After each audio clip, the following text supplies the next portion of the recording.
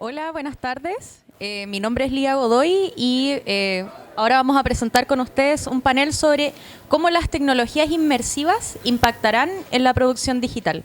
Entonces queremos partir dándole pie aquí a los panelistas para que se presenten. Yo creo que ustedes lo pueden hacer mucho mejor que yo, así que Christopher, si gustas. Bueno, mi nombre es Christopher Nieri. Yo la verdad soy el más lejano de alguna forma de esta tecnología.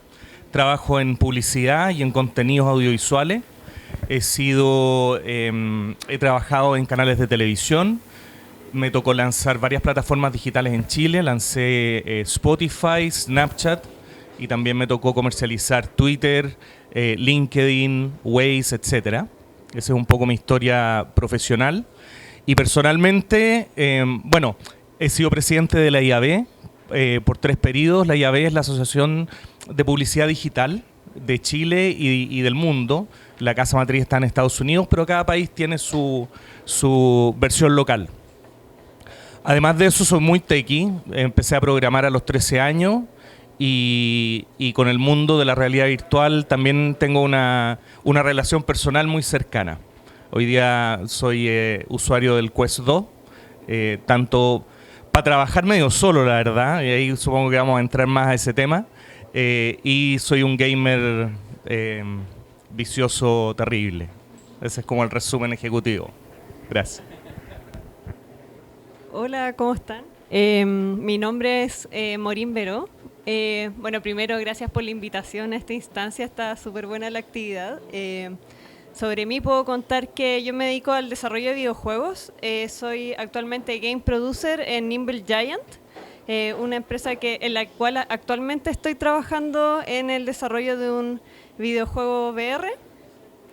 Así que me aproximo un poco a este panel desde esa área, lo que es el desarrollo de videojuegos y la industria del entretenimiento en general. Anteriormente igual trabajé en Business Development en una empresa que se dedicaba a invertir en producciones audiovisuales, incluida videojuegos. Así que sí, ahí obviamente súper entusiasmada con lo que es el área del VR, en general las tecnologías inmersivas. Y no sé, hoy espero como compartir un poco ese hype de lo que son las nuevas tecnologías con todos. Así que muchas gracias. Buenísimo. Hola, mi nombre es José Manuel Muñiz. Gracias a la organización por la invitación al evento. Soy abogado, me dedico principalmente a trabajar con industrias creativas. Hago asesoría para empresas en videojuegos, animación, cortometraje, cómics, juegos de mesa, ilustradores en general, etcétera. Y hago entrega de información o respuesta en materia de contenidos legales para industrias creativas a través de mi marca personal, El Abogado Gamer. No soy techie, lo admito. Gamer sí, tanto digital como análogo. De hecho, ¿qué hora es? Porque saliendo de esto tengo que llegar a dirigir una partida de Calabozos y Dragones. ¿Estoy justo? Ya. En cuanto a mi experiencia, bueno, trabajé por varios años como director en la Asociación Gremial Chilena de Desarrolladores de Videojuegos, VG Chile. He trabajado como colaborador con la Cooperativa Nacional de Narrativa Gráfica, con la Asociación de Animación, Animachi, con Ludichile, la Asociación de Editoriales de Juegos de Mesa. Actualmente trabajo en colaboración y apoyo también a lo que es ACHEX, la Asociación Chilena de Experiencias Inmersivas, como profesional en apoyo, desde el área legal, desde la experiencia jurídica, ¿no es cierto?, para complementar el trabajo que se hace o responder preguntas que pueden salir a nivel de ya sea desarrollo de negocio o relación en materia política pública. Tuve cierta experiencia trabajando en eso cuando trabajaba como director en VG Chile, participando como consejero y representante de los otros formatos audiovisuales en el Consejo del Arte y la Industria Audiovisual entre el 2015 y el 2019, y dentro de ello lo que justamente me tocaba hacer era trabajar en comisiones para el desarrollo, la redacción de la Política Nacional Audiovisual que está vigente hasta este año. Y esa experiencia la uso para tratar de contribuir a las asociaciones gremiales con las cuales colaboro dentro de la industria creativa. Excelente, muchas gracias. Como ven, se trata de un panel muy variado, así que vamos a partir directamente con una pregunta que me gustaría que cada uno responda también desde su lugar. ¿Cómo perciben que el término metaverso influye en la producción digital y en las tecnologías inmersivas? Mira, yo voy a hacer el disclosure al tiro porque sé que metaverso es una palabra que tratan con mucho cuidado en el área. Y más que metaverso, en términos de los mundos inmersivos obviamente hay un tremendo potencial. Cualquiera de nosotros que hayamos usado esta tecnología, la verdad que es impresionante, pero sí creo que hay muchos desafíos que superar todavía, por lo menos desde mi área, que es más bien la de contenidos más tradicionales y la de la publicidad. Vemos usos puntuales donde podemos invitar a la gente a una experiencia inmersiva. Normalmente hay que prestarle el aparato. Ahí tenemos un primer desafío de la masividad y de la penetración de este tipo de tecnología. Piensen que hoy día áreas que están mucho más masificadas, como lo que es el cine, la producción de series, la misma televisión, están teniendo problemas de modelo de negocio más o menos grandes. Una de las ventajas que veo yo, por lo menos en términos de este mundo en particular, es que me da la impresión de que las bases para trabajar más allá de Chile están mucho más desarrolladas o a la mano que en el resto de las industrias donde me toca trabajar, y creo que ahí hay un potencial tremendo. Por lo menos en la publicidad, voy a tocar 2 puntos. La publicidad está entrando en nivel muy experimental, probando estas tecnologías. La publicidad de por sí necesita masividad para ser efectivo, y por eso en eventos más cerrados y con gente se puede usar esto de forma más justificada. Pero para publicidad masiva todavía estamos ultra lejos, y especialmente en Chile. En términos del mundo audiovisual, por lo menos de la televisión, las series, están con desafíos que vienen antes de esto, que tiene que ver con los Smart TVs, con las plataformas como Netflix y cómo financiar estos proyectos y competir globalmente. Por lo tanto, por lo menos de mi lado, está súper en pañales, y hay ciertas marcas que se están atreviendo. Yo creo que el tema va mucho más por trabajar internacionalmente y buscar clientes más allá de Chile. De hecho, anteayer hablaba con un amigo que tiene una agencia y estaba produciendo contenidos en Roblox para Arabia Saudita. Partió con un proyecto acá y de ahí se contactó y efectivamente me dijo, ya la verdad no voy a ofrecer más este tipo de servicio acá en Chile y me voy a dedicar a desarrollar mercados internacionales. Por lo tanto, por ahí sí hay harto potencial. Sí, creo que vas tomando varios temas interesantes, como la dificultad, la barrera de acceso que significa en este momento el hardware, también cómo las tecnologías digitales y en realidad todo lo que opera en la nube nos permite operar como con una descentralización geográfica, que en realidad es un cambio de paradigma a como habíamos operado hasta el día de hoy. Pero me gustaría pedirte a ti, Maureen, si puedes como profundizar en cómo te toca a ti, desde la industria de los videojuegos, esta nueva palabra de moda que es metaverso. Bueno, como que justamente los videojuegos son como un medio muy especial para lo que es pensar el metaverso. Metaverso es un concepto como bien controversial, por lo mismo. Uno piensa, da una idea de futuro, como hacia dónde se van a desarrollar estas tecnologías, como cada vez va a haber como un límite más difuso entre lo que es estar sumergido en una realidad virtual y llevar nuestras actividades cotidianas, por ejemplo. Pero a la vez, hace ya harto tiempo que vemos en los videojuegos el sumergirnos en estos mundos virtuales, socializar, encontrarnos con otras personas. Así que desde videojuegos yo creo que ha sido, o sea, si bien es súper controversial el concepto, es discutible como qué tan nuevo es, por ejemplo. Sí ha sido súper beneficioso que exista como visión, y esto particularmente desde la perspectiva de cómo se vende esta visión a los inversionistas, como a los fondos a nivel internacional, que básicamente han potenciado, como en base al optimismo de lo que va a ser el metaverso y toda la oportunidad de negocio que eso implica, como mucho capital para que se desarrolle esta área como con nuevas tecnologías, hardware, etcétera, de forma que actualmente se está abriendo un nuevo mercado. O sea, hace tan solo, no sé, 5 años veíamos cómo para jugar en realidad virtual necesitamos estar así con millones de cables conectados a un computador carísimo, de una enorme inversión, y actualmente ya hay como diversos dispositivos que son mucho más accesibles y, no sé, como el Quest 2 ya tiene una base de usuario como más que incluso las últimas consolas de las Xbox. Entonces, con eso yo creo que se abre todo un potencial que podemos decir que de cierta forma ha estado un poco fomentado por este hype del metaverso y otras visiones que se les presenta a los inversionistas. Claro, me parece muy interesante. De hecho, coincido contigo en el sentido de que, a pesar de ser como una palabra, un concepto que todavía nos es difuso, sí ha logrado permear mucho y eso, como dices tú, permite el crecimiento y el surgimiento de nuevas ideas y el crecimiento de la industria. Y en ese sentido, José Manuel, ¿cómo lo ves tú? A ver, quizás lo que me parece más llamativo, característico del metaverso, es que es una de esas pocas veces en la historia de la humanidad en la que estamos llegando a una tecnología con tanto tiempo antes de que realmente exista. Entonces estamos todavía todos un poco dando tumbos en cierto sentido para ver cómo vamos a adaptarla y cómo vamos a realmente incorporarla al día a diario. Ciertamente que se ve como una de las más complejas de incorporar porque hay una barrera de entrada fuerte a nivel de hardware, ¿no es cierto?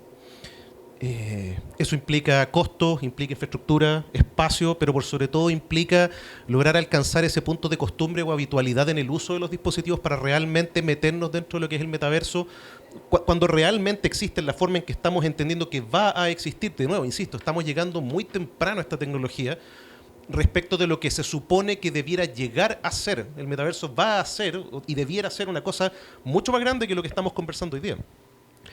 Pero por otra parte, y yo creo que quizás Morito estar de acuerdo conmigo, porque venimos más del videojuego, no es una cosa que no haya pasado antes a nivel histórico.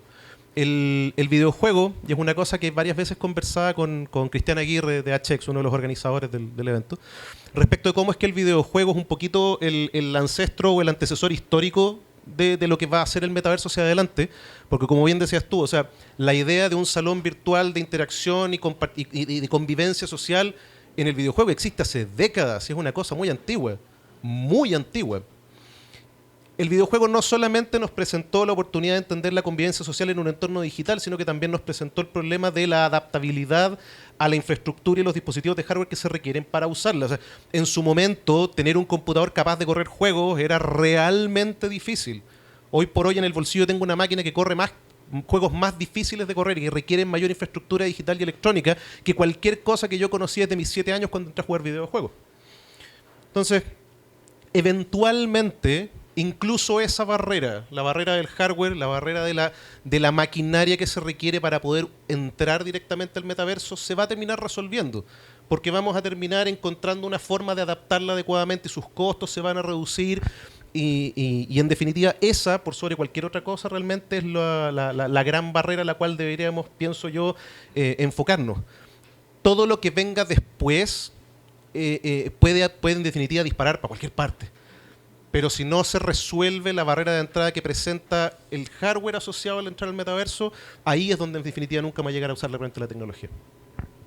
Sí, me parece interesante también cómo tocaste estos referentes que de alguna manera todos conocemos, ya sea a través de los videojuegos o no vamos a hablar de esa vez que me robaron las cosas que tenía en Jabo Hotel, pero pasó.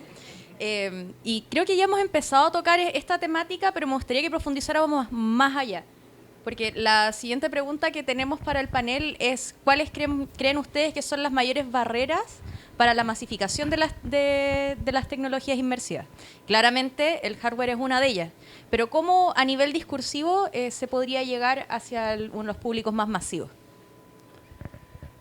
Bueno, obviamente el hardware es un tema. Ahora, también hay que reconocer que don Mark nos hizo un favor invirtiendo miles de millones de dólares, algo adelantados, digamos, y permitir que el Quest, tanto el 1 como el 2, tengan precios que realmente son impresionantes. O sea, el nivel de tecnología para lo que cuestan estos aparatos es realmente impresionante. Después viene todo lo que es el desarrollo del software, y de nuevo yo coincido que el gaming es un poco la puerta de entrada a todos estos temas. En términos de gaming se atrasaron, costó mucho que los juegos AAA entraran al mundo de la realidad virtual. Recién hoy día estamos viendo una biblioteca decente y eso se tiene que ir desarrollando. Yo creo que en términos de lo entretenido que puede ser o la cantidad de tiempo que te puede mantener enganchado, todavía hay un gran desafío en realidad virtual. Yo creo que ahí hay un tema que falta desarrollar. Al parecer hay un buen marketplace, por lo menos en lo que es Quest. Yo creo que esa debe ser el único marketplace más o menos relevante en términos de volumen, y veo un desafío ahí. Y el otro es el tiempo de uso, la comodidad del hardware.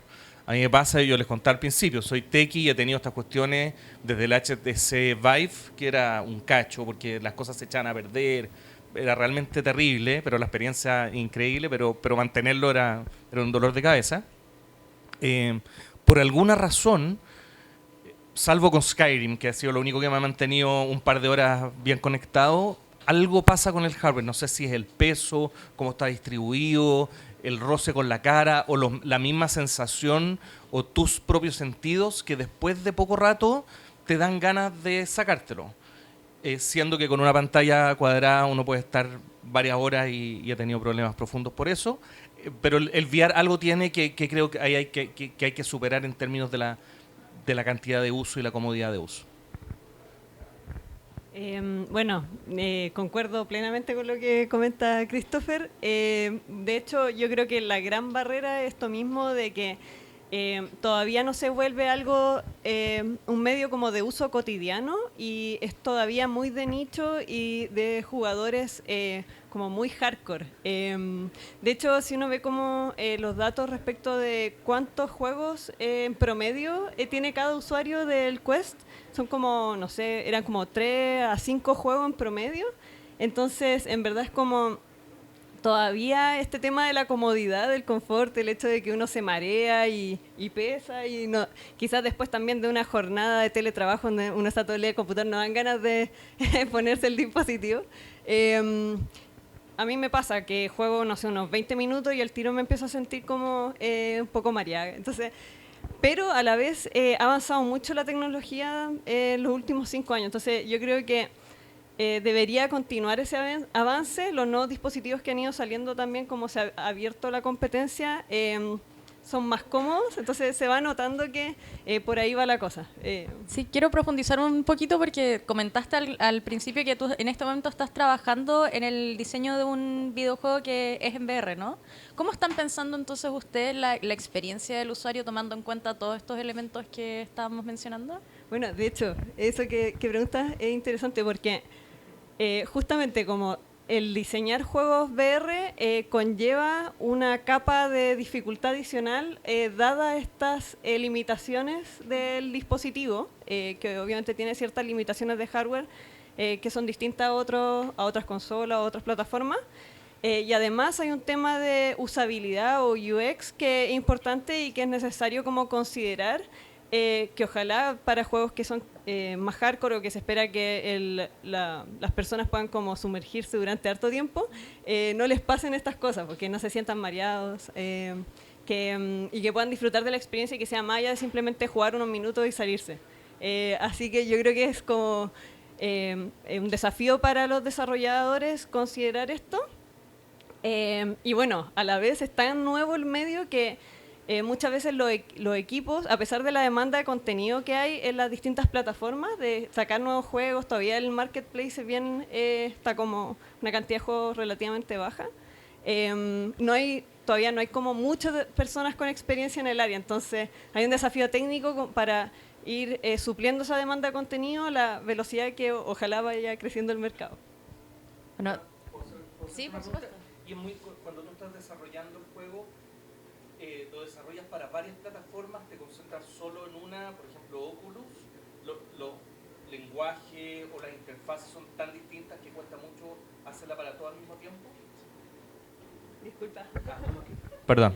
Sí, cierto. Va el streaming, cierto. Sí, lo que te estaba preguntando, si cuando desarrollas un juego es relativamente fácil o relativamente difícil o lisa y llanamente casi imposible desarrollarlos para todas las plataformas que hay, porque me imagino que el Oculus debe tener un X lenguaje, tiene los controles de cierta forma, HTC o Vive o Valve tiene otro lenguaje. ¿Lo estás desarrollando para varias plataformas o te concentras en una sola? Mira, para cuidar el secreto industrial voy a responderlo en general, ¿ya? Pero y disculpa que no te pase el micrófono antes porque estaba escuchando la pregunta con mucha atención. En general, como en el mercado VR, Quest 2 es como la plataforma que tiene como más distribución. Entonces, de hecho, si uno ve como los datos de las ventas de los equipos desarrolladores VR, el 90% de las ventas de los juegos se concentra en Quest 2. Entonces, en verdad, esa es la plataforma como principal de destino. Y de ahí como la adaptación a otras plataformas es como... Bueno, de hecho, el Quest 2 tiene muchas limitantes técnicas, dado que son dispositivos standalone. Entonces, apuntar a esa plataforma es como generalmente el estándar. Y posteriormente ampliar a otras puede ser incluso como mejorar los gráficos, como que tienen como... Son plataformas de PC, como que tienen el apoyo al hardware más potente. Entonces, claro, eso podría decir como que Quest 2 es el gran mercado en este momento y recién se está abriendo como la competencia a otras plataformas, dada la posición en que actualmente está Meta, como en términos comerciales. Así que... Bueno, ahí se van replicando una y otra vez los gigantes de la industria también. Sí. Bueno, y un saludo también a la gente que nos está viendo por streaming. Los olvidamos por un momento, pero los tenemos siempre presentes. Quiero como continuar dentro de lo que estaban comentando ustedes. Sale el tema de la producción, de la necesidad de formación de profesionales. Sale también el tema de los marketplaces, la propiedad intelectual, o sea, cómo se están manejando hoy en día todos estos assets. Porque hay otras industrias, por ejemplo, donde se utiliza mucho el software de código abierto. ¿Cómo está funcionando esto en particular en VR? Buena pregunta. Solamente antes de llegar a eso, quería comentar una cosa respecto al tema en cómo vamos a ir adaptando el hardware para poder entrar a esto, hablando de las barreras de entrada, ¿qué significa? Yo creo que en parte lo que nos va a terminar pasando es lo mismo que nos ha pasado con los celulares y los computadores, en que nosotros mismos vamos a ir cambiando para adecuarnos al dispositivo. En parte no va a ser solo que el dispositivo se adecue a nosotros. O sea, si uno lo ve hoy día, ¿quién de aquí no tiene o no ha visto a alguien con esta deformación en el meñique que se produce por sujetar el teléfono celular permanentemente por abajo? O quién no ha visto o ha escuchado alguna investigación que ya se ha hecho, de las que se ha hecho varias, sobre cómo cómo cambian los patrones neuronales, ¿no es cierto?, por la forma del scroll dentro de un teléfono celular. Así que yo creo que el dispositivo hardware también nos va a hacer a nosotros, nos va a obligar a nosotros a un poquito de, no diré evolución, pero adaptación por lo menos para funcionar conforme a la máquina. Ahora, en todo lo que tiene que ver con, para conectar una cosa con otra, las barreras de entrada a nivel legal que va a producir una tecnología como esta y que conecta directamente con lo que pasa con la comercialización de assets o el desarrollo de proyectos, uno de los problemas que yo me imagino que le va a pasar al metaverso a medida que avanza y a todas estas tecnologías a medida que avanzan, es que a nivel legislativo y a nivel de política pública va a haber que resolver qué es lo que el metaverso es y qué es lo que es aquello para lo cual se usa. Y puede sonar una cosa demasiado abstracta, académica, ontológica, lo que quieran, pero tiene consecuencias prácticas muy reales. Y puedo citar un ejemplo, de nuevo, desde el mundo del videojuego, porque personalmente me pasó. Cuando yo estaba en el Consejo Audiovisual en el 2015, la gran discusión era defina videojuego, para entender por qué siquiera tiene derecho a estar opinando en esta mesa que es la que determina las políticas públicas que afectan el financiamiento público para la promoción de producción en materia de videojuegos. O sea, perdona, pero si esto estaba pasando en 2015, estamos llegando un poco tarde a nivel legal, ¿no? Obvio que sí. Obvio que sí. El videojuego... Pues, de hecho, el miércoles y el jueves estuve en unos paneles que se armaron por parte de la OMPI, que es la Organización Mundial de la Propiedad Intelectual, en colaboración con la Subrey del Ministerio de Relaciones Exteriores, donde estábamos justamente hablando de eso, de que la ley en Chile no se ocupa realmente del videojuego, no lo aborda directamente en ninguna parte. Y hasta tuve la oportunidad de hablar con el director nacional del Departamento de Derechos Intelectuales, Claudio Osa, sobre cómo es que la ley está un poco obsoleta, hay que parcharla, hay que corregirla, hay que hacerle cambios para ajustarla a las nuevas tecnologías. Y si eso le está pasando al videojuego ahora, que existe desde hace décadas y que en Chile está dando vueltas formalmente como industria desde el 2018, ¿qué podemos esperar para el metaverso? Yo creo que ahí hay un problema de barreras que se van a producir o de dificultades que vamos a enfrentar como industria, porque para poder regularlo hay que definirlo y entenderlo, y el que lo tiene que definir y entender es la ley. Es la ley la que tiene que entenderlo y definirlo para ver bien dónde cabe, cómo se regula, qué es lo que se puede hacer o no se puede hacer con él, cómo se protegen los datos, la identidad de la persona, la experiencia de usuario, la salud del usuario. Pienso en la anécdota tuya, ¿no es cierto?, de mareártelo a la hora o a los 20 minutos. De esto, por suerte, evidencia no queda porque me aseguré de ello. Pero el 2018 en la GDC, cuando me puse un casco de realidad virtual por primera vez a una sesión de largo juego, y me tuvieron que ir a buscar porque me fui de hocico al piso porque me mareé. Si me estaba parado con una pistola con el casco de la PlayStation, estaba parado con la pistola y de repente como voy caminando al lado de un precipicio como y me fui pero de hocico al suelo. No hay video, lo borré. Pero les puedo confesar acá que la anécdota ocurrió. Es que así ustedes se lo imaginan, no tienen que verme hacer el ridículo. Pero todo eso está aparejado a una regulación respecto de aspectos de salud, protección de información y datos, protección del usuario en sí, derechos del consumidor, ¿no es cierto? Hay un montón de dimensiones. En marketing sobre todo pasa eso, ¿no es cierto? ¿Dónde están los alcances en materia de derecho publicitario y derecho del consumidor? Que incluso alcanza. ¿Cómo va a entender la ley con alcance a la publicidad a el uso del metaverso? ¿Es un nuevo género? ¿Es un nuevo formato? ¿Es un nuevo medio? ¿Qué es lo que es? Y por ende, ¿qué leyes que ya regulan otras materias audiovisuales le aplican directamente y cuáles no? Hay una enorme dificultad por resolver allá. Mira, yo les contaba que, bueno, yo trabajaba en publicidad hace mucho tiempo y estaba a cargo de la IAB. Y no sé si les voy a dar una buena o una mala noticia, pero la verdad es que la ley en general va décadas atrasado en estos temas desde siempre. Piensa en Google y Facebook en general con la publicidad y la privacidad de datos. Eso está totalmente fuera de control y ya no lo atajaron. O sea, ya pasó el tema y bueno, en Europa está el GDPR y en Estados Unidos también ahora se están poniendo un poco las pilas. Pero piensa que eso existe hace 30, 40 años y no han logrado regular absolutamente nada, te diría yo, en la práctica. Harta promesa, pero la verdad que además te enfrentas con mercados globales donde Chile no tiene demasiado que hacer, porque en algún momento me acuerdo que corrió un proyecto de ley que querían, no sé si limitar las redes sociales, los contenidos, las fake news, algo así. Y que van a cambiar algo porque aquí decidimos que íbamos a hacer cosas de otra forma. Es muy difícil y más bien esperar que esas cosas sucedan, hay que ver cómo nadar el agua que hay y avanzar, porque si no, no avanzaríamos nunca. Es muy frustrante tratar por lo menos con el Estado en general, en estos términos, en estos temas.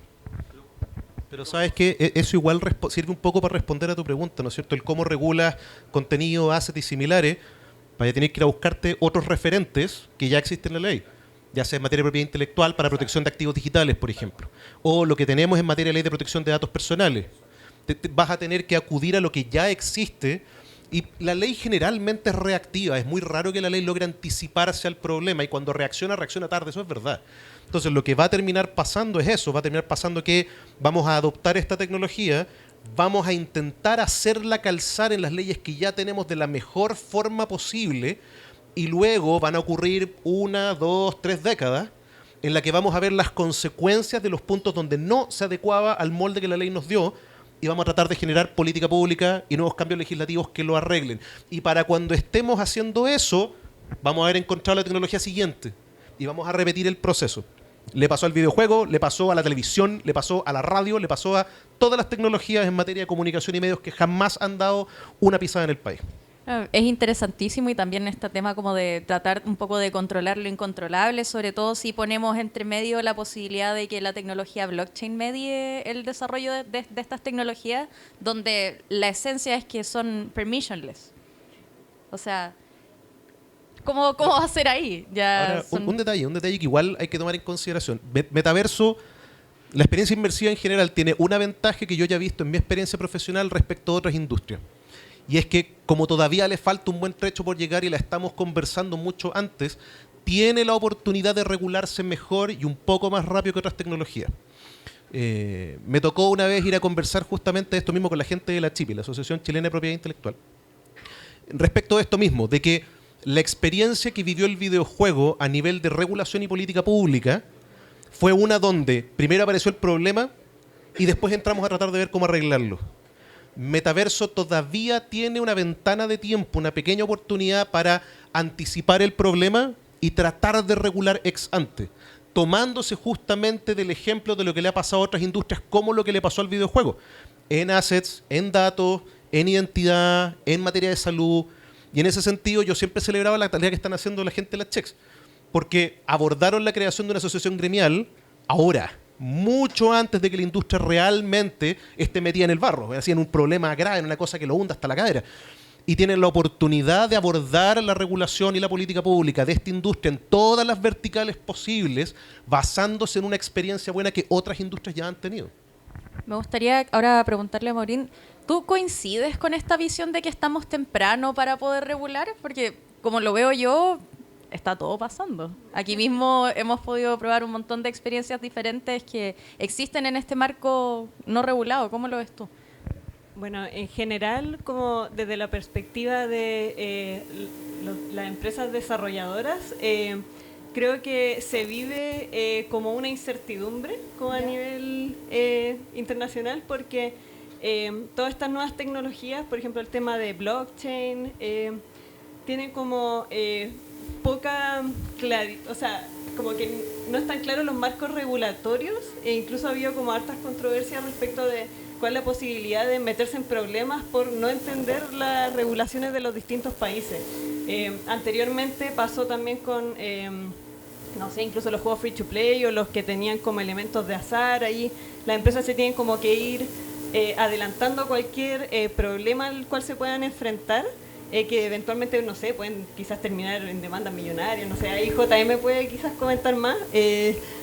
Eso es lo que podría aportar yo desde la visión de los desarrolladores. Pero más allá de eso, no diría que no. Acá Christopher y JM saben más quizás del tema de regulación en particular. Pero está muy interesante también como ver esa visión y saber que efectivamente es una preocupación desde el área de desarrollo de la industria. Y ahora me gustaría ya ir pasando hacia otro tema, obviamente relacionado con todo lo anterior. ¿Cómo ven ustedes que se posiciona Chile o la región latinoamericana en miras a este mercado y esta industria que tiene un carácter más bien global? Si quieres, pues, dale. Mira, yo voy a opinar en este punto de forma más general. Yo creo que el potencial de creación o de creatividad en Chile es bien grande. Y por ahí muchas veces nos quedamos cortos simplemente en nuestra visión o en nuestra escala. Pensamos en darle servicios al cliente que tiene la oficina acá en Providencia, cuando de verdad podríamos estar vendiendo algo en todo el mundo, que a mí es lo que más me impresiona de esta industria digital. Y me gustaría contar un ejemplo que no tiene que ver con digital, pero creo que es un muy buen ejemplo de cómo pueden escalar las cosas y la capacidad creativa que tenemos acá en Chile, y creernos el cuento. A mí me tocó no participar, pero soy cercano al no sé si es podcast quizás de Caso 63, no sé si lo han escuchado. Si no lo han escuchado, háganlo, es enviciante de bueno. Bueno, el guionista de Caso 63 es un dentista, es de profesión dentista. Y él empezó a hacer guiones para teleseries en televisión. Y junto con una persona que yo considero muy visionaria, que es Gabriel Polgatti, que está a cargo de las radios del 13, arman este proyecto de Caso 63. Extraordinario, junto con Spotify. Y ahí yo creo que está la primera clave de cómo podemos usar estas fuerzas globales para poder escalar las cosas más allá de nuestra frontera. Y de la mano de Spotify, que técnicamente ellos produjeron este contenido para Spotify, terminó siendo el podcast de ficción más escuchado del mundo en esa plataforma. Y terminaron haciéndolo con 2 voces de actores de Hollywood, que no sé si ya lo lanzaron o están por lanzarlo. Aquí voy, esto es una idea que nació en Providencia y terminó siendo escalable a todo el mundo. Yo creo que ese es como el potencial que tenés tú, por ejemplo, desarrollando juegos o assets digitales para ser usados en otras cosas dentro del metaverso o dentro del mismo mundo de los juegos, etcétera. Yo creo que ahí hay un potencial tremendo y tenemos que creernos un poco más el cuento, y partir desde el día cero pensando en más allá de las fronteras de Chile. Somos, no sé, por lo menos mi industria muchas veces somos muy guasos y nos quedamos aquí en este territorio, y la verdad es un mercado chico además. Entonces es muy difícil, hay mucha competencia y siempre hay que partir ojalá de cero mirando más allá de las fronteras de Chile.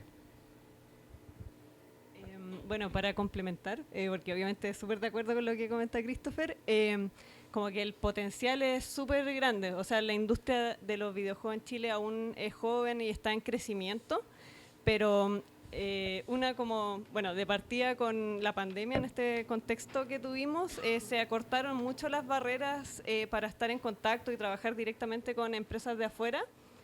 Y en ese sentido, como hacer videojuegos aquí o en cualquier lugar es posible. Y nada, o sea, estamos en una, quizás, o sea, bueno, acá los profesionales que tienen una formación fuerte, como que la calidad de los profesionales se reconoce, yo diría que a nivel mundial es un estándar súper bueno. Tenemos carreras largas, súper buenos programadores. Y en ese sentido, también estamos en una posición de ventaja en términos de, por ejemplo, algo tan práctico como el uso horario, que estamos en un uso horario similar a Estados Unidos, y también como la cercanía cultural. O sea, en general, no tenemos problema con trabajar con publishers o empresas distribuidoras de Estados Unidos y Europa. Entonces, yo creo que por eso como que tengo una visión súper positiva de lo que va a ser el desarrollo de la industria acá en Chile y en general en la región. Para aportar yo por lo menos tengo una mirada bien optimista respecto de la salida que tiene la industria al resto del mundo, porque, de nuevo, ya la viene el antecedente histórico. El videojuego fue una de las principales industrias creativas en recibir apoyo institucional por parte de ProChile, por ejemplo, en generar una iniciativa y una política nacional de exportación para generarle una oportunidad de mercado afuera. Fue el barquito de batalla. Si tú te acordás, Morín, cuando estábamos partiendo dentro de la industria, era el barquito de batalla que tenía ProChile en esa época, junto con un par de industrias más no tradicionales. Porque cosas como el vino y demás se han exportado por siglos, pero el videojuego era la gran apuesta que en su momento ProChile tuvo para crear un enfoque en la industria creativa y en la exportación de contenido y creatividad propiamente tal, de talento creativo. Y yo me imagino que la experiencia que tuvieron fue tan positiva, en ese sentido, que el metaverso va a recibir un tratamiento equivalente. Y es verdad, estamos en una industria que se presta muy bien para la exportación y la internacionalización. Adicionalmente, por lo menos la experiencia que he tenido yo conversando con colegas míos afuera y he visto la experiencia que otros estudios han tenido afuera, jurídico me refiero, es de que el interés desde lugares como Europa y Norteamérica está un poco en Latinoamérica también. Latinoamérica se ha ido convirtiendo con el paso del tiempo en un mercado de interés de una forma que no lo era hace tan corto como 10 años atrás. La cantidad de adquisición, compra y absorción de estudios locales, ¿no es cierto?, para montar empresas y hacer producto aquí ha sido cada vez más alta y está pasando en toda Latinoamérica por igual. Te está pasando en Perú, te está pasando en Colombia, está pasando en Brasil, está pasando en todos lados.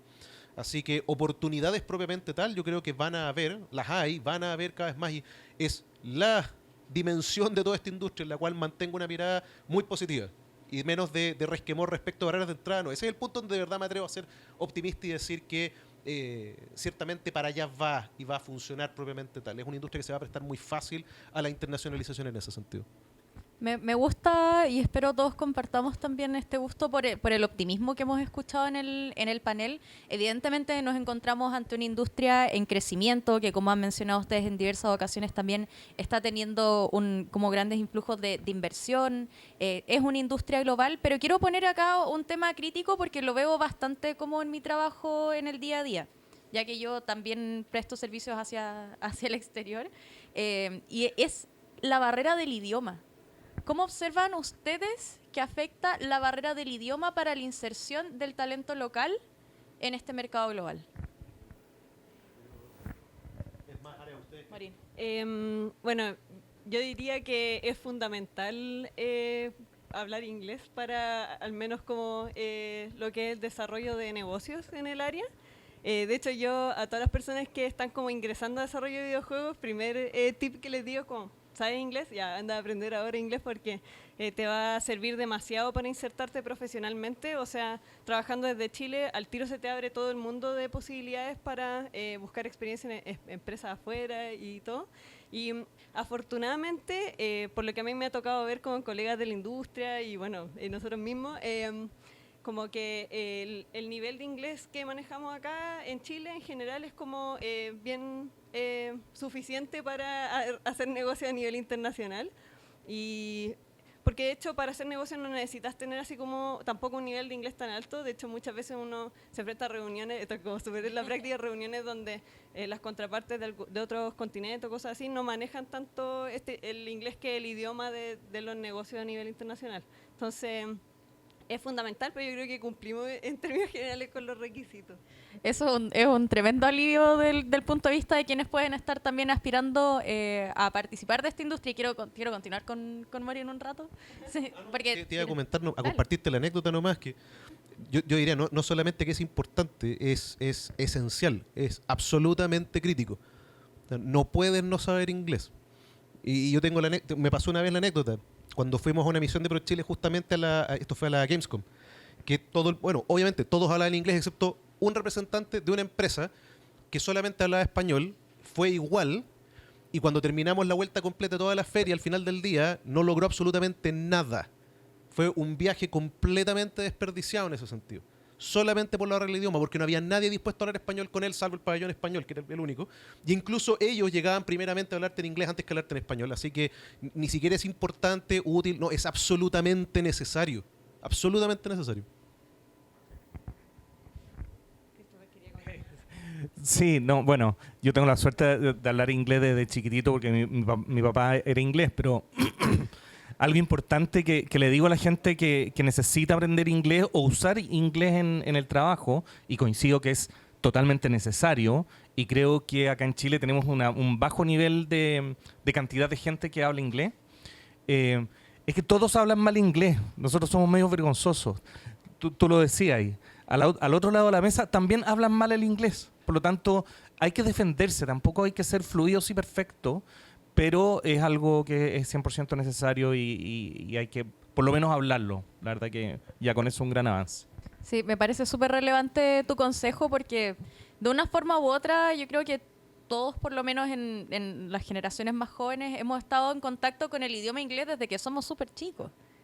Incluso si no sabemos hablar tan fluidamente, todos sabemos, por ejemplo, reconocer en un juego que es un home.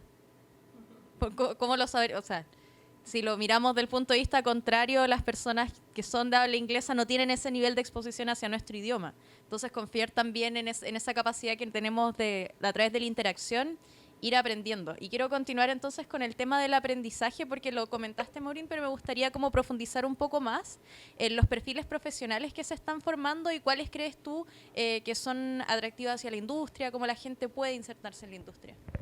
Bueno, en general, en el ámbito del desarrollo de videojuegos, algo que es interesante es que se necesitan profesionales un poco de todas las disciplinas. Bueno, personalmente, de hecho, soy socióloga de formación, no como un poco nada que ver con la industria, pero trabajo en producción, entonces como que desde un perfil como tradicionalmente alejado, igual hay formas de acercarse a lo que es el desarrollo de videojuegos.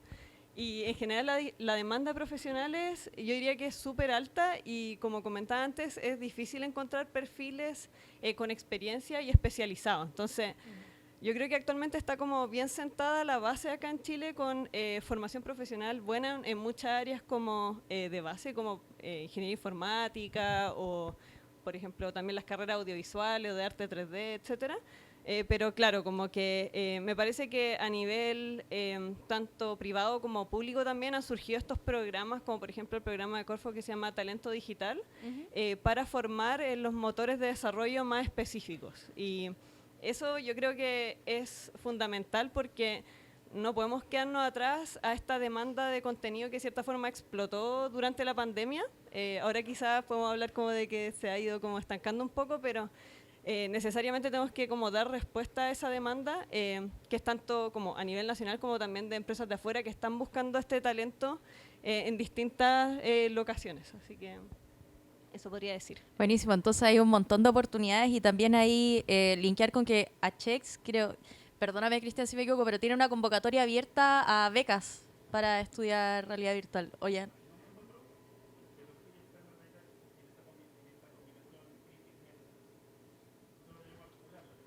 Ya, pero hay becas, hay oportunidades. Perdón, ahí se me habían olvidado los detalles. Quisiera entonces pasar con Christopher, ya que estamos hablando de cómo hay una demanda de nuevos profesionales en esta área. ¿Cómo ves tú desde tu industria que se está transformando o se puede llegar a transformar el consumo a través de medios audiovisuales? Mira, creo que lo comenté al principio, en general la industria audiovisual o de broadcast, de contenidos masivos y publicidad, tiene como 5 barreras que superar antes de llegar a esta, y creo que con suerte sus energías están dedicadas a eso. El desafío de las plataformas globales de contenido es tremendo para la producción local, es un temazo. ¿Qué va a pasar con el contenido local en ese nuevo escenario? Si nos vamos a sumar a producir contenido para estas plataformas o vamos a seguir haciendo contenido local. De ahí la entrada de los Smart TVs, que ya lleva un rato, digamos, pero sigue siendo un tremendo desafío de cómo mover a las audiencias desde un control remoto donde tú subes y bajas de canal a un escenario donde cambias de aplicación, que es súper distinto. Así que yo los veo mucho más pegados en eso que en estar pensando. De hecho, les comentaba, ayer tuvimos una pequeña conversación, a mí me llama la atención que no hayan empresas de contenido chilenas invirtiendo en serio en generación de contenidos digitales, ya sea en realidad aumentada o en gaming, que está harto más desarrollado que la realidad aumentada. No veo como un interés o ni siquiera el estar observando ese mundo. Me llama mucho la atención, por lo tanto creo que por lo menos la industria donde yo participo, tan más atrasada, la publicidad sí se la juega, lo que les conté al principio de este lanzamiento de un auto en Roblox y qué sé yo, pero siguen siendo cosas puntuales, experimentales, para ser innovadores y no como un desarrollo de una industria como tal. Y yendo a la parte de educación, hacer contenidos audiovisuales con una cámara filmando es tan distinto a hacer un contenido audiovisual en un mundo 3D donde la cámara flota y no se ve, y no, yo apostaría, no lo sé, así que puedo estar aquí aventurándome demasiado, pero yo apostaría que las escuelas donde se enseña producción audiovisual, en términos creativos, no en términos técnicos, técnicos yo creo que hay mucho y se ha avanzado harto, pero en términos creativos, de guión, de dirección, bueno, ¿cómo lo haces tú cuando tú tienes una libertad total en un mundo virtual? Ya no tenés por qué pensar como pensabas con una cámara y con un equipo detrás de la cámara y los actores o actrices y al otro lado, digamos. Y yo creo que de eso no debe haber nada o muy poco, y creo que es toda una educación distinta que habría que desarrollar. Creo que hay un gran desafío ahí. Sí, hay un cambio de paradigma que es interesantísimo. Recuerdo a comienzos de este año haber visto casos de arquitectos que están diseñando para mundos de realidad virtual, por ejemplo, como, no me acuerdo ahora el nombre, pero una oficina de arquitectos que empezó a diseñar para Decentraland. Y hacían edificios donde decían, o sea, nosotros no tenemos por qué ahora pensar en gravedad, en escaleras, en estructuras, como es un paradigma nuevo, entonces pensemos creativamente desde un lugar nuevo. Y ahí te quiero pedir a ti, José Manuel, si nos puedes hablar, ya que estamos hablando de creatividad, ¿cómo ves tú que está preparada nuestra normativa a nivel de propiedad intelectual o derechos de autor para estos nuevos ambientes? No. No. No lo está. Clarísimo. El problema es chileno, ¿eh? El problema no es internacional, porque hay varios países e instituciones internacionales que han tratado de anticiparse un poco al problema y que han cambiado sus regulaciones en materia de propiedad intelectual. El problema nuestro es que la ley 17336 de propiedad intelectual es una ley de varias décadas, es una ley que tiene pocas enmiendas realmente, no muy recientes, y que no regula mucho de esto. Por ende, faltan herramientas legales para facilitar la identificación, la protección, el registro y la comerciabilidad de activos digitales, por ejemplo. Una cosa que le pasa un montón a la industria del videojuego es que a mí siempre me gusta usar esta expresión, que es que el videojuego es, para mi gusto, la obra creativa más compleja. Y lo es porque al final del día tiene todos los elementos que uno pueda pensar: ilustración, fotografía, guión, animación, música, mocap, grabación de voces, arquitectura, tiene todo lo que podamos, composición, lo que podamos pensar, y sobre eso le sumamos una capa de código. Entonces tiene todo lo de los demás, más una adicional.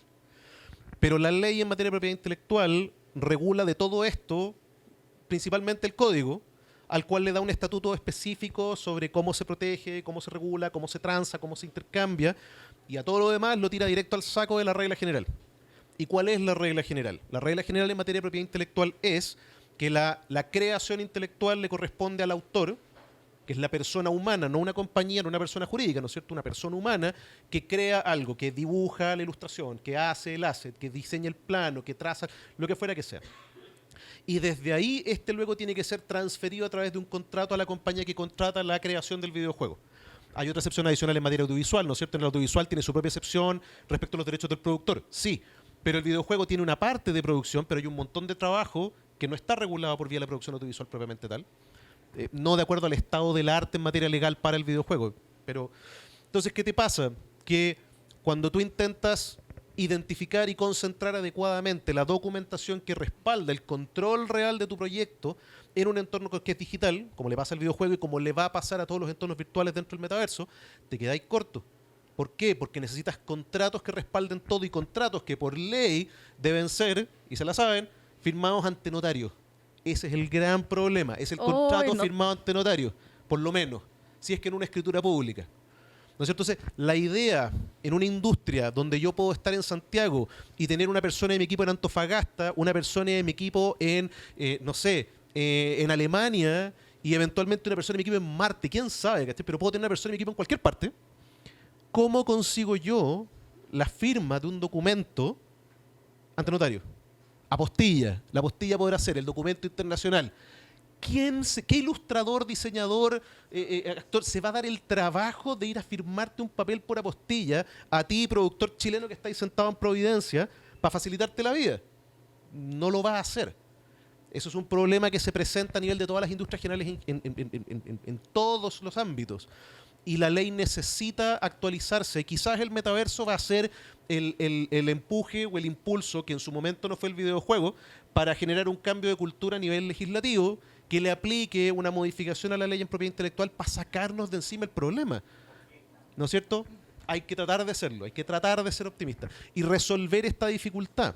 Hasta que eso no pase, vamos a tener siempre un problema de control legal, me refiero, a nivel de propiedad, a nivel de soy realmente dueño de todos los elementos de mi entorno digital que estoy tratando de montar para crear una experiencia para los usuarios.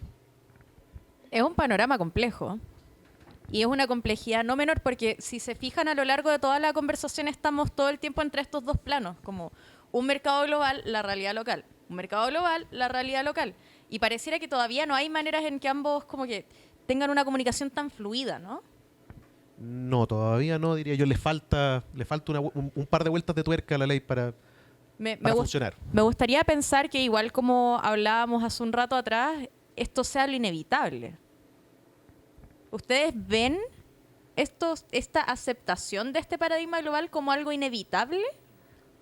Eso lo pueden responder ustedes mejor que yo.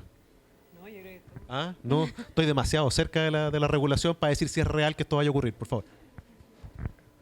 O sea, yo creo que va a suceder por su propio peso, digamos. O sea, veo difícil que la regulación local pueda hacer nada, la verdad, porque esto es una industria global. Y las reglas se van a ir asentando. Todos necesitamos hacer negocio. Los grandes ya están haciendo cosas a nivel global. Yo creo que por ahí la música puede ser un buen ejemplo de algo que forzosamente se empezó a alinear y está relativamente bien. Tiene ciertos temas, pero la protección del derecho de autor y de interpretación y qué sé yo, con Spotify y todas estas plataformas que han aparecido a nivel global, ¿cómo que funciona? Yo tengo un hijo músico y veo que funciona. Paga poco, tirando para nada, pero ahí está. Le llega una plata. ¿Ah? Y creo que está bastante más... Y me da la impresión, tú lo decías, y todas estas cuestiones son reactivas, se resuelven de alguna forma, yo creo que la solución va a venir más desde lo global que desde lo local, y aquí nos tendremos que subir un poquito al carro de lo que nos plantea el mundo. Ahí Europa como grupo es bien proactivo, o por lo menos trabaja más rápido que el resto del mundo. Quizás por ahí venga la solución. Pero yo creo que nos vamos a sumar a algo global, y lo que digamos y discutamos acá, que igual es poco y nada. De hecho, ahí tienes un ejemplo directo, de nuevo sobre el videojuego, en materia de regulación de contenido. La ley de calificación cinematográfica, cuando fue enmendada para incorporar la calificación del videojuego, lo que hizo fue copiar a medias un estándar internacional, y después más encima le puso al final él, y si no le gusta, use el estándar internacional. Yo creo que nos va a pasar un poco lo mismo. Lo que decís tú, la práctica nos va a llevar a resolver las cosas de cierto modo, la ley va a tener que reaccionar para reconocer lo que de ese modo práctico funciona, y en lo demás, cópiale al resto en donde sí funciona. Y ahí la ley arranca. Y ahora quiero preguntarle a Morín, a nivel de celeridad, ¿tú cómo ves que va avanzando esto? Sobre todo a la luz de que estamos viendo un poco, no sé si una desaceleración, pero sí una ola de despidos masivos en grandes actores de la industria como Meta.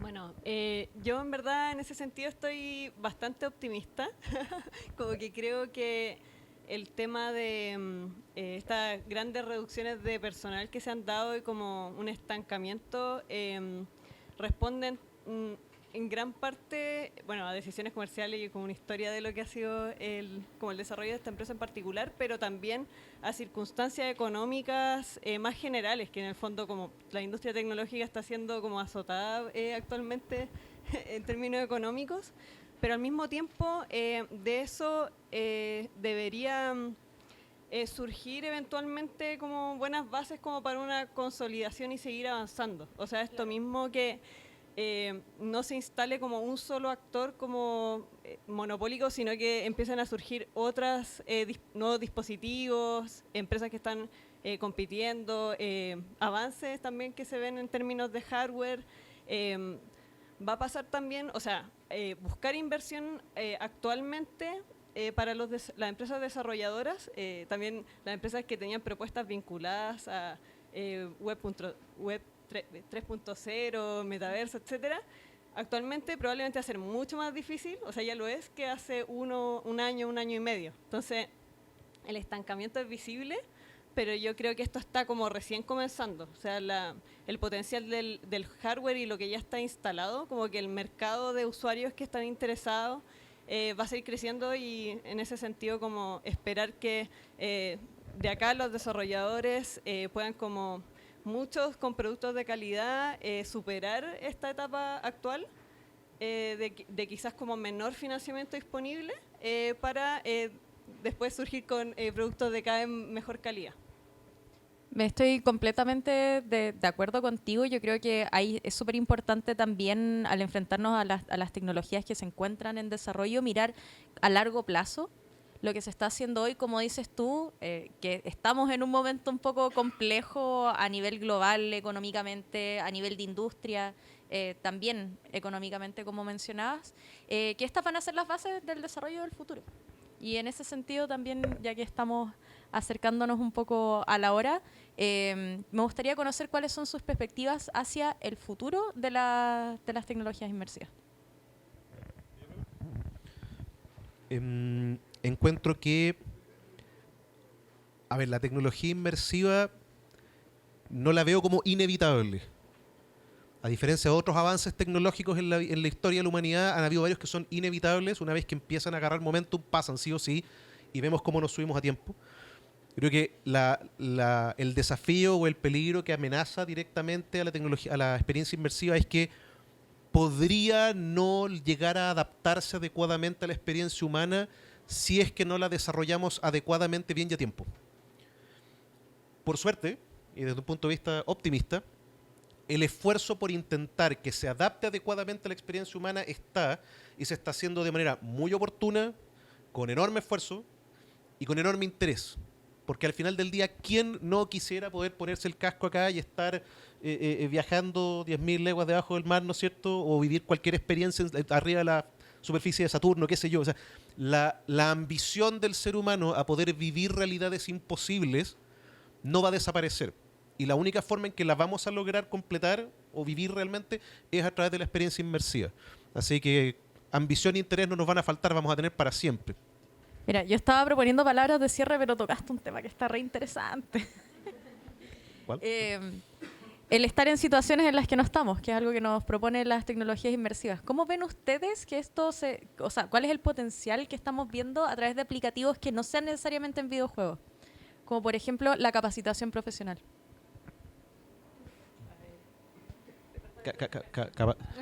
No me considero capaz de responder esa pregunta. Yo, probablemente en términos de negocio, ese es el punto de partida más que otras cosas.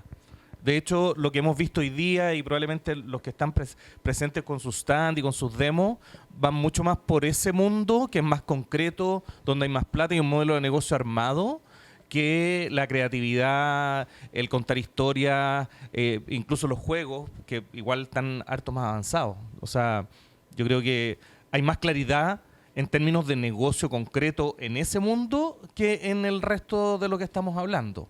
Eso en ese punto en particular.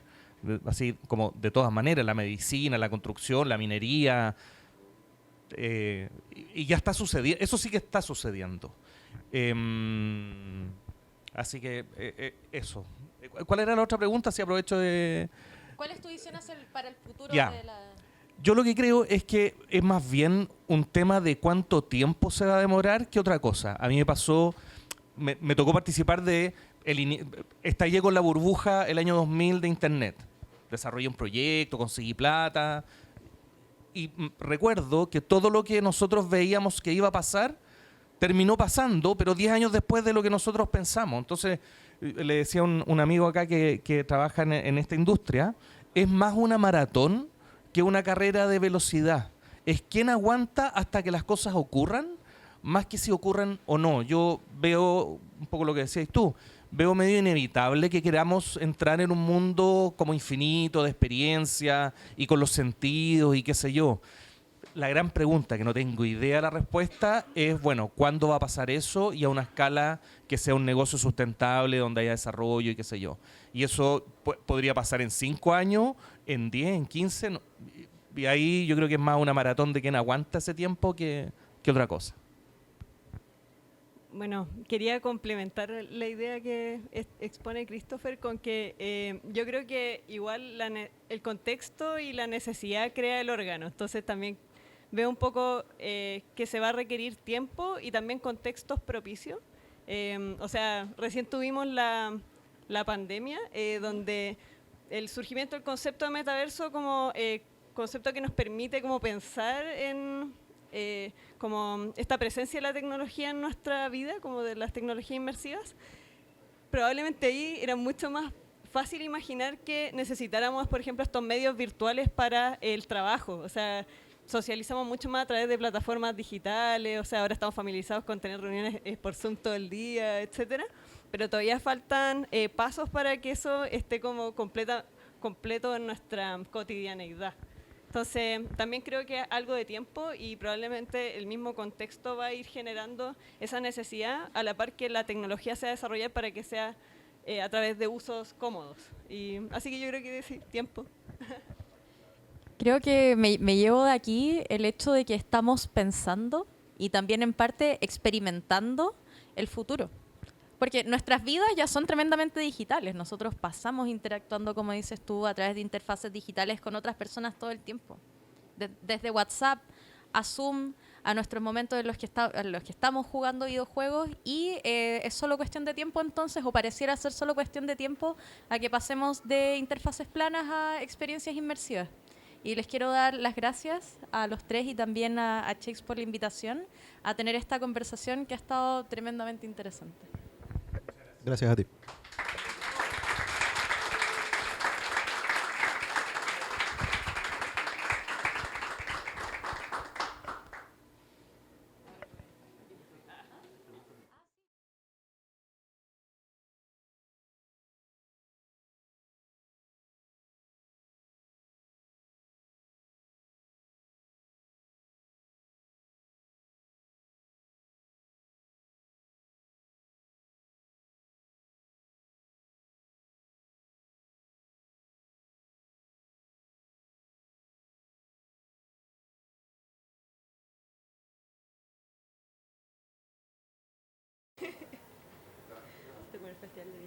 Gracias. Yo tengo un poco la pregunta no optimista, que algo se habló un poco igual de lo que ustedes mencionaron, y es medio como el escenario Black Mirror, para ponerlo más concretamente, o una serie, no recuerdo cuál era, en la cual un desarrollador de tecnología se queda obsesionado con una experiencia inmersiva y no sale de ahí, está como que pierde su vida y lo tienen que ir como a sacar, etcétera.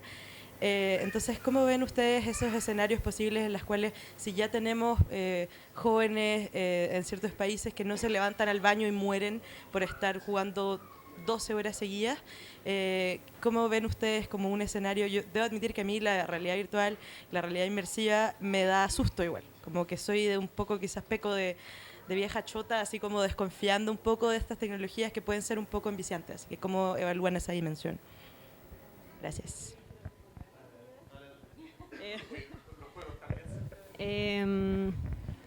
Bueno, no vi el capítulo, pero me lo contaron, así que en términos generales, yo no sé si vengo con mucho optimismo hoy día, pero cuando se menciona el tema como de la adicción a los videojuegos, por ejemplo, algo así, en verdad yo suelo responder que en verdad la adicción a cualquier forma de entretenimiento es negativa y hace poco salió un reporte, no me acuerdo exactamente quién emitió ese reporte, ahí lo puedo buscar, pero mencionaba que a pesar de que ya están como, hay grandes públicos que están participando en estas experiencias inmersivas, por ejemplo, que no tienen que ver con jugar, pero dentro de juegos, por ejemplo Fortnite, que se desarrollan conciertos o otras cosas de ese tipo, así como súper inmersivo. A pesar de eso, la mayor parte de los gamers todavía prefiere la experiencia en la vida real. O sea, como que todavía no hay un reemplazo de parte de esta inmersión a lo que es la experiencia en la vida real. Y bueno, igual alguien se puede morir leyendo 12 horas un libro o jugando 12 horas un videojuego. Entonces, yo diría que si hay algo que es tan, podríamos decir, como enviciante o tan como inmersivo, en verdad hay que buscar la forma de cómo acompañar esa experiencia y regularla quizás, por ejemplo, en el caso de los menores de edad, y aprovechar su potencialidad, porque, por ejemplo, para los padres, madres de familia, muchas veces lo ven más como una amenaza que como una oportunidad para conectar con sus hijos e hijas. Entonces, en ese sentido, como yo lo veo como más positivo y no tanto como una amenaza propiamente tal, como depende del uso que se le dé y la regulación que se le dé. Me voy a tomar el espacio a hacer un pequeño comentario, porque sí creo que hay un poco una responsabilidad ética de parte de las personas que hacemos diseño, porque siempre que estás diseñando algo que va a usar alguien, tenéis que tener en mente como cuál va a ser ese impacto, porque me estaba acordando precisamente de una cuña que da el diseñador que inventó el scroll infinito, que decía como, o sea, a mí me resultaba muy obvio pensar que quitar el botón de cargar más iba a ser más amigable, porque en el fondo estoy quitando una barrera para que la persona siga haciendo lo que quiera hacer. ¿Y cuántos millones de horas en uso excesivo significó eso? Entonces creo que ahí también siempre está como el llamado a la acción de quienes estamos dentro de la industria tecnológica, ya sea desde mi lugar, que no es particularmente en videojuegos ni en realidad virtual, a tener en cuenta cómo nuestras decisiones van a pesar sobre las experiencias de los usuarios. En todo caso, la misma pregunta, 3 cosas que me gustaría opinar. La primera es que la tecnología igual avanza más lento de lo que uno tiende a pensar que avanza. O sea, para todos los estándares de la ficción, Volver al Futuro me dijo que los autos iban a estar volando hace como ¿cuántos años atrás? Y la verdad es que no, todavía estamos andando sobre ruedas, ¿no es cierto? Así que, la ficción ha anticipado y ha advertido, ha dado historias de cautela sobre lo que el mundo virtual y la experiencia inmersiva puede causar. El concepto de la ciberpsicosis existe desde los años 80 con el género del cyberpunk, ¿no es cierto? Así que todos debiéramos anticipar que algo así puede ocurrir, pero sigue siendo una ficción que está un cierto peldaño alejado de la realidad, que probablemente no se va a materializar en exactamente esa misma forma. Y el último punto es que la forma en que normalmente eso se resuelve o se aborda pasa por una parte por la responsabilidad del generador del contenido, también por la responsabilidad que uno tiene a nivel de uno como sociedad, me refiero, y como individuo, a nivel de educación y formación. Yo muchas veces tuve esta discusión con gente respecto al tema de los juegos con contenido violento. ¿Por qué hay juegos con contenido violento que los niños chicos de 7 años van a estar agarrando y van a andar agarrándose a escopetazos en la cara? Y la respuesta era, es que el niño de 7 años no tiene por qué estar jugando el juego donde tú puedes pegarle con la escopeta en la cara a la otra persona. No todas las tecnologías y no todos los contenidos son para todas las personas. Existen diferencias, ¿no es cierto? No todo es para niños, algunas cosas son para adultos. No todo está para personalidades adictivas, algunas cosas debieran serles alejadas a cierto punto. Y lo que tenemos que preocuparnos entonces de hacer es educarnos entre todos correctamente de qué es lo que debiéramos consumir, cómo hacerlo y hasta cuál punto, y preocuparnos de generar políticas de cuidado y de salud sobre cómo vamos a tratar los efectos y el impacto mental, psicológico y social que tienen estas tecnologías. Así que el miedo debiera ser un llamado a desarrollar mejores políticas, no un miedo incapacitante a mejor no avanzar en la tecnología, necesariamente. Sí, hay un ejemplo lo que pasa con los celulares y las redes sociales. En muchos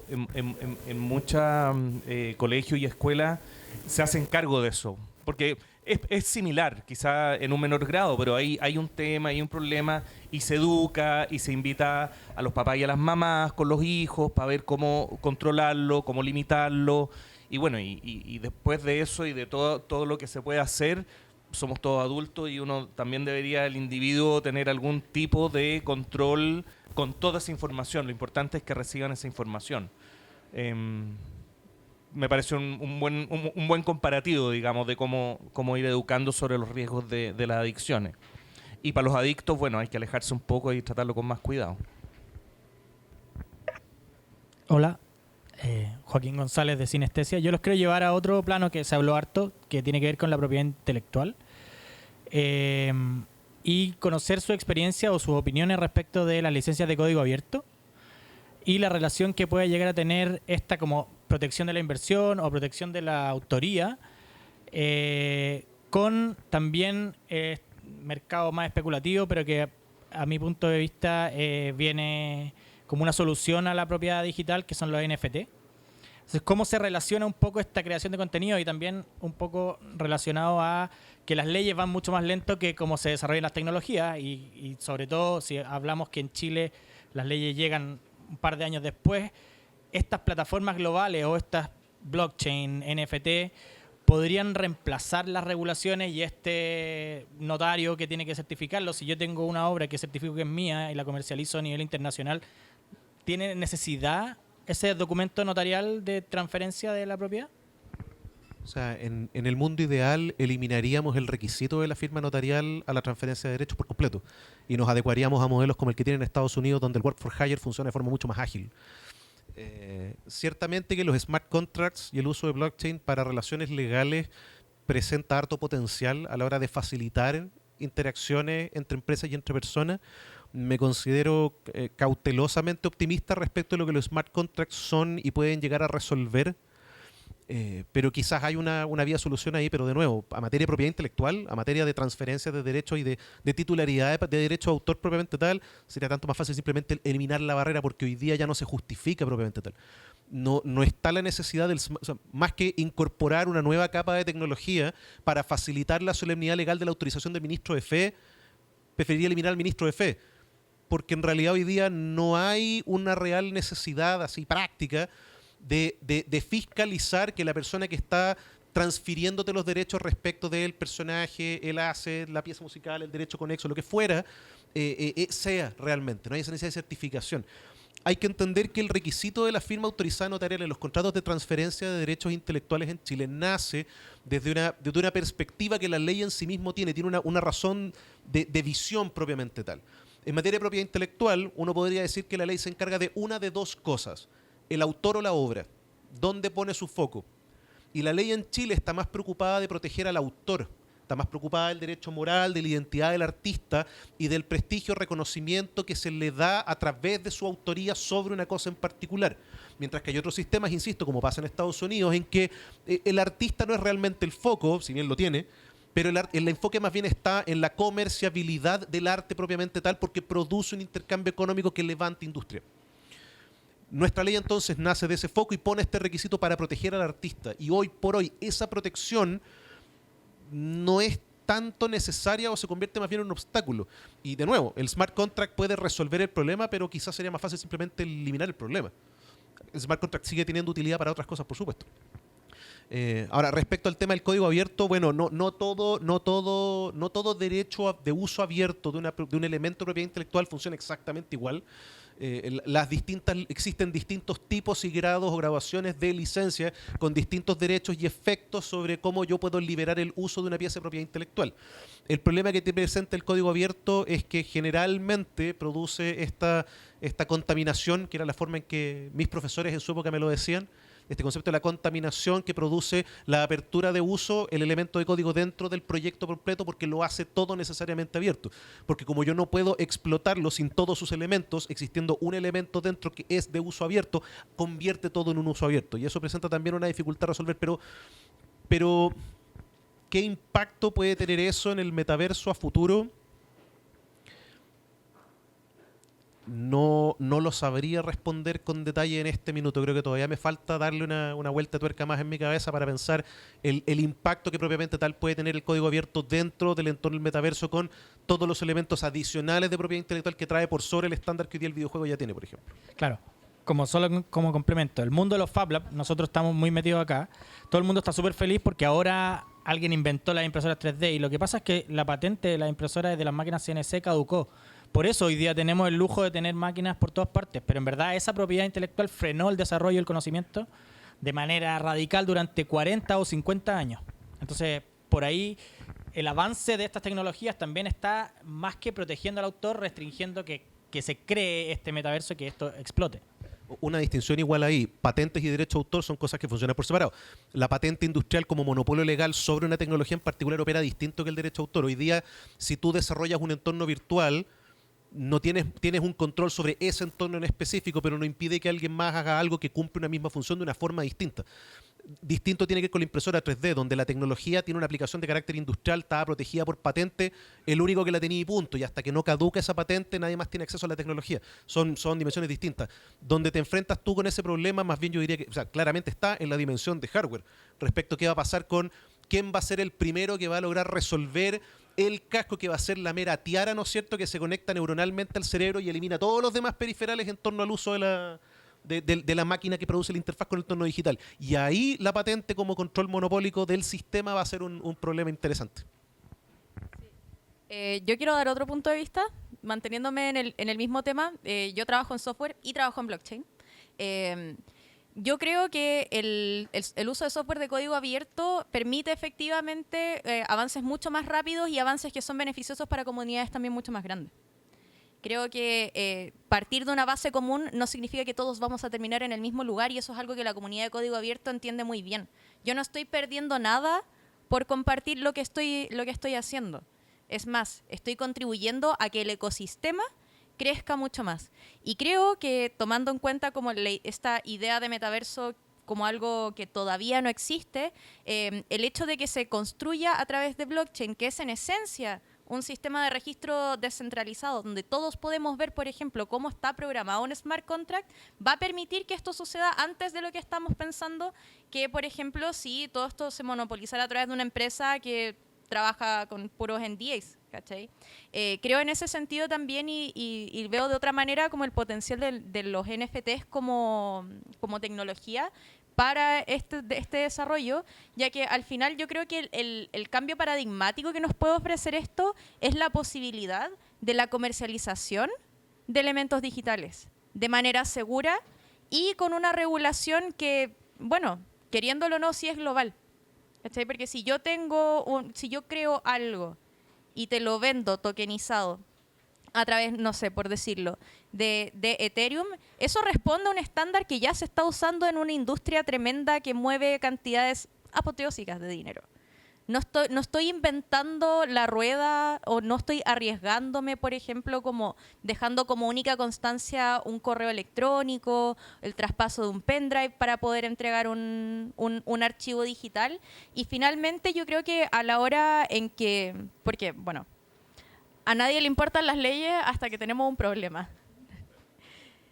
El día de mañana espero que sea quizás incluso más fácil que comprobar no sé, llevando un correo impreso o una fotocopia de una conversación por WhatsApp al juzgado, simplemente decir, mira, acá está el registro. Yo traspasé esto con esta fecha y acá está, y es inmutable y por tanto es también confiable, que es un poco la esencia de la tecnología blockchain, que su inmutabilidad y el hecho de que las interacciones estén programadas es lo que permite que nosotros podamos confiar entre partes. Esa sería mi visión al respecto. ¿Más preguntas?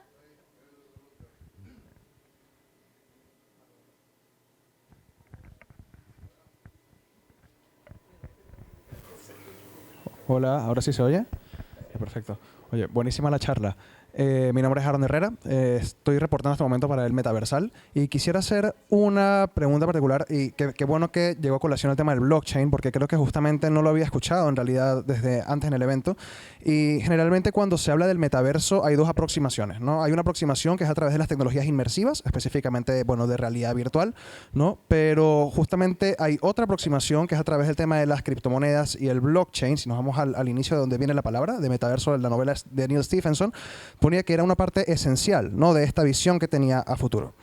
La pregunta es, y ahí conectándolo con el tema de las regulaciones, y especialmente cómo se comporta el Estado, ¿no?, frente, el Estado y el sistema legal frente a estas innovaciones y a este nuevo espacio el que estamos llamando metaverso. Específicamente frente al próximo año, ¿no?, que es un año lleno de desafíos definitivamente, pero que está despegando cada vez más esta tecnología y fundamentalmente entendiendo que ya van a empezar a salir distintos bancos centrales a lo largo, alrededor del mundo, incluyendo el Banco Central de Chile, están trabajando en las tecnologías de las CBDCs, las CBDCs, que son las monedas digitales de Banco Central, que es una forma de contrapartida también frente a las criptomonedas.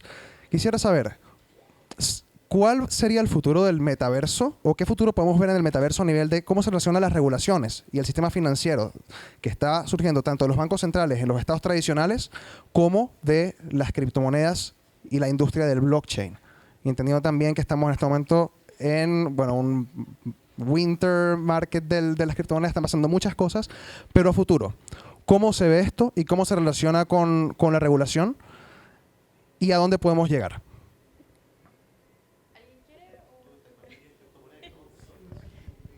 Ahora descubrieron por qué yo era la moderadora.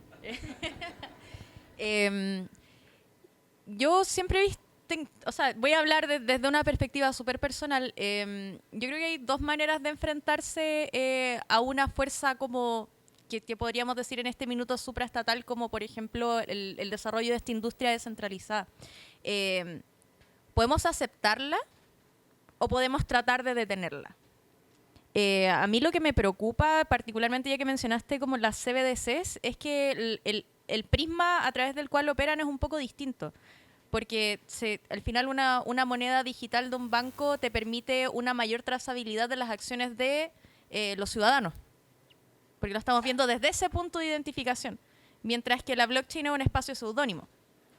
Entonces, una de sus esencias también es como esta pseudo privacidad que tú tienes al poder interactuar sin necesariamente estar asociando eso, por ejemplo, por decirlo de alguna manera, a tu número de root. Entonces son acercamientos distintos, no sé si dialogan y no sé tampoco si van a dialogar, porque en este momento como un poco el prisma es, vemos que esto está pasando, entonces respondemos con esto otro que suena parecido, pero en realidad no es lo mismo, o por lo menos así lo veo yo. Y con respecto en particular al desarrollo del metaverso, yo creo que son dos caminos que se están recorriendo en paralelo, o sea... Hoy en día, no sé, nosotros podemos ir a Decentraland, podemos ir a Voxels, son espacios que a los que tengo entendido también se puede acceder a través de realidad virtual. No tienen muchos usuarios, de momento sí, pero existen, son un referente. Podemos ver también, por ejemplo, los avances que está realizando Meta, sobre todo a nivel de hardware, y según te escuchaba también a ti, Morín, también hay una naciente industria en torno a lo que hace Meta, y eso también está pasando. ¿Qué va a pasar con eso? Yo creo que va a depender finalmente de qué espacio, qué mundo empiece a llegar más hacia los usuarios. ¿Qué es lo que a las personas les haga más sentido?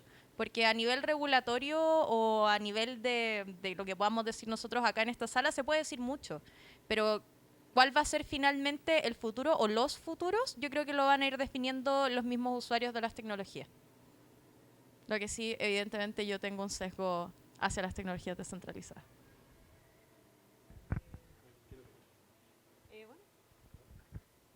No, solo acotar como en relación, me parece súper interesante la discusión y esto no me considero para nada una experta o conocedora del tema, pero solo acotar a lo que mencionaba Lía, que creo que igual hay un desafío grande y como que me interesa mucho ver cómo se va a ir desarrollando, porque al menos desde la perspectiva de la industria de los videojuegos, tanto a nivel del desarrollo como de los usuarios y usuarias, hay mucha reticencia al ámbito, o sea, como a las tecnologías blockchain. Entonces, eso mismo que decías tú, como cómo se va a ir desarrollando, va a haber mucho impacto de cuál es la recepción que tiene esto a nivel de las personas que juegan, al menos en la industria de videojuegos. Es lo que se percibe y se habla mucho, y ha habido como mucho, yo creo, como una reacción de rechazo frente como, sobre todo como a la... como a la colonización de otras lógicas que van más allá del diseño de juegos, por ejemplo, para fines como puramente de entretenimiento, como que ingresen como lógicas más vinculadas como a la financiera o algo de economía o como de especulativo, como que se cuestiona que baja la calidad como de los productos, que finalmente son como lógicas, de hecho es como una audiencia completamente distinta hasta ahora, así como que todavía no se ve como que no se ha logrado hacer como un calce entre la audiencia que está interesada como en los juegos blockchain para puramente ganar dinero a quienes están interesados a jugar para entretenerse y como disfrutar de las obras. Entonces, luego es una discusión súper interesante y no sé mucho más del tema, pero quería como plantear ese punto igual, como un poco una contraposición. No sé si alguien quiere comentar algo. Banco y finanza no es en absoluto mi especialidad, en lo absoluto. Pero para complementar con algo en la opinión, de lo que sí podría decir, yo no sé si reticencia quizás es la palabra, me gusta pensar que más bien es cautela. Y es porque al final del día todavía existe mucho que no se entiende a nivel gubernamental, a nivel de banco, incluso a nivel de ciudadanía. O sea, la cantidad de gente que realmente entiende lo que es blockchain, yo creo que tú puedes decirlo mejor que nadie. No, la verdad es que no es tanta como te gustaría. Yo creo que es mucha más la gente que no lo entiende que la gente que sí lo entiende. Y si la ciudadanía no lo entiende bien, probablemente menos lo entiende entonces una institución gubernamental que está construida de personas también, ¿no es cierto? Y al final del día a los estados siempre les va a causar cautela y cuidado cualquier tecnología que volatilice los indicadores mínimos que mantienen una estabilidad dentro del país. O sea, la idea de perder el control de la moneda de curso nacional es una cosa que inevitablemente va a producir a cualquier banco central bueno, ya hablemos de rechazo, un cierto rechazo, ¿no es cierto? Hablo de cautela más que rechazo porque efectivamente se está avanzando hacia monedas digitales. La razón por la que quizás no avanza de la misma forma que uno quisiera que avanzan a nivel de lo que es la penetración de la criptomoneda es porque, de nuevo, a los bancos centrales lo que realmente les preocupa, si tú te vayas a los informes que hizo la CMF, te vayas al mismo informe del 2018 del Banco Central y lees los argumentos que ellos mismos dan respecto de por qué todavía más bien mantener la criptomoneda como simplemente un activo digital de forma genérica sin darle la característica de moneda, es porque todavía es volátil. Cada vez puede que lo sea menos, pero para que un Estado realmente lo considere sano, saludable, estable, el nivel de volatilidad al que tiene que llegar es prácticamente cero. No poca, sino que nula. Entonces, hasta que eso no se logre realmente, uno debiera anticiparse a que los gobiernos y los bancos centrales por lo mismo observen las criptomonedas como algo que ya no lo podemos detener, pero en vez de adaptarlo directamente, quizás, como dices tú, hagamos algo que es pero no es lo mismo, para intentar incorporarlo sin incorporarlo y adaptarlo sin adaptarlo, para utilizarlo sin que realmente lo que usemos sea eso, sino mejor otra cosa que se le parezca. Creo yo, por lo menos, para responder un poco de pregunta, cuál debiera ser la actitud que el Banco Central debiera tomar respecto de las monedas digitales hacia el futuro. Yo creo que va por ahí la línea.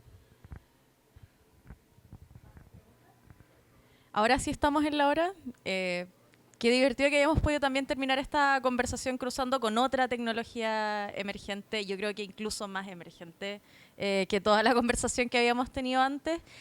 Muchas gracias nuevamente a los panelistas, a la Chex por esta invitación y a todos ustedes por estar aquí con nosotros y también un saludo nuevamente a la gente que nos ha visto por streaming. Muchas gracias.